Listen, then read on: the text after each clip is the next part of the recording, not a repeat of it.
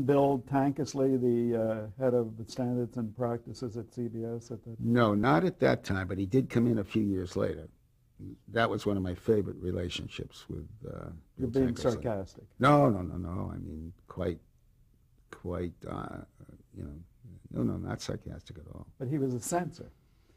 He was the head of program practices, and the euphemism for censor. But I'll tell you a story. We'll leap ahead just a little to tell you the story, and you see what I mean by the kind of gentleman he was. We did a show in the third or fourth year of Maude, where I can't remember the story. I think it had to do with the possibility of Walter's infidelity, and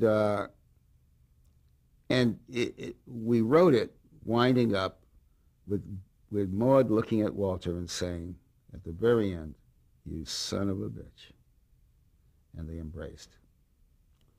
And Tankersley called and said, "Oh, the script is funny." He said, "But you're kidding about the last line." I said, "No, not kidding." He said, "Norman, you can't. This is a 8:30 show, whatever it was, and you can't have that language. It's impossible." I said, "Bill, that's the line. It's the only line we could think of that fit the situation, that was as funny as it had every right to be, and that was clearly something Maude would say. Nothing gratuitous about it. Nothing in the least gratuitous about it." And he said, "That can't be."